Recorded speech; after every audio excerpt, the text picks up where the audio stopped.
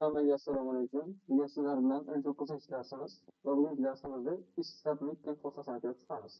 Ish submitting podstasi bu forum saytdan chiqadigan funksiyalardan bittasi. Ya'ni podstalardan bittasi bu funksiyani ish submitting, ish submitting, ish submitting emas. Buni keyin darsiga chiqamiz. Ish submitting. Va buni blokka chiqaramiz. Ish submitting. Buni tekshirishdan avval bitta narsa qilib olishimiz kerak. Mana bu yerda registrda lista butun berib qo'yganmiz. Buni o'chirib tashlamiz. Hozirgi darsimizga xalos bermaslik uchun. Va Google Chrome'ga o'tamiz. Va mana bu yerda ish submitting false degan ma'lumot chiqyapti. Ya'ni sharifani yangiga boramiz. Bu yerda ish submitting false. Ish submitting nima qiladi? Ish submitting bu formada login jarayoni boshqasiga yordam beradi. Ya'ni biz formaga ma'lumotlarni kiritib chiqamiz va registrni bosgan paytimizga ish submitting true ga o'zgaradi. Lekin barcha ma'lumotlar kelgandan keyin ish submitting yana false ga o'zgaradi. Ya'ni oddiy login. Login ko'rsatish uchun bitta posta. Biz buni oddiy React.js esa nima qilaylik? JavaScript ga olib React.js va JavaScript ga ham ishlatishlaylik.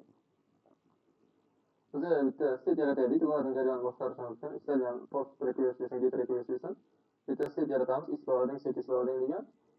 Ko'rib yuborishdan oldin, ya'ni funksiya ishga tushirilgan funksiyani ichida ko'rib yuborishdan oldin biz loading podstasini true ga o'zgartiramiz va funksiya ishga tushirilgandan keyin loading siteni false ga o'zgartirar edik. Loading jarayoni boshqarishdan bu yerda esa unday emas. React forum o'zini maxsus true jarayoni uchun podstasi bor. Misol uchun bu yerda ma'lumotlarni kiritib chiqamiz. Email va registrni o'tadigan esa mana bu yergacha false kelyapti va forma jo'natilish bosilgan paytda, ya'ni register tugmasi bosilgan paytda bu true bo'ldi. Ma'lumot keldi, mana bu yerga true va oxirida yana false aylanib qoldi. Oddiy loading.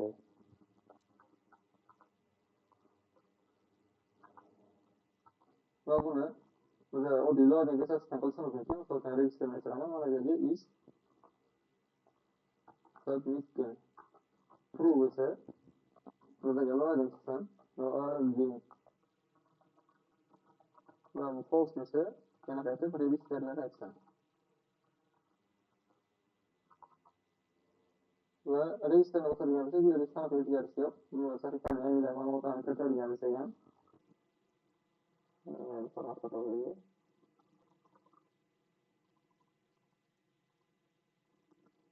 registrni o'tirganimizda hech qanaqa o'zgarish yo'q. Bu yerda loading jarayoni to'g'ri keltiribdi. Ish submitting funksiyasi, lekin registrda qanaqa o'zgarish yo'q. Buning sababi nima? Bizda API'ga so'rov jo'natmayapmiz. Ya'ni bizning funksiyamiz asynkron emas. Bu oddiy topigan data storagan funksiya. Buning uchun asynkron funksiya bo'lishi kerak. Asynkron deymiz. Va biz bitta promise orqali soxta ish jarayoni yaratib olamiz. Mana bu yerga new promise resolve degan argument olamiz. Resolve va set timeout bilan jarayonni yaratamiz. Qilishga resolve va 2000 yer qo'ysak 2002 sekund kutadi. Va locus quramiz yana. Forum help set.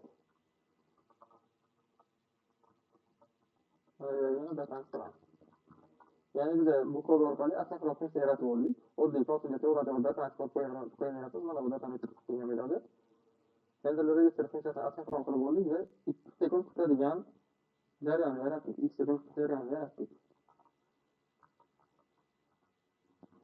Va mana endi tekshiradigan bo'lsak, register loading 2 sekund kutadi va register yozuviga qaytadi. Ishlarini true va oxirida yana false aylanadi. Ma'lumot keladi ekan. Bugungi darsimiz shundan iborat edi. Hammaga rahmat.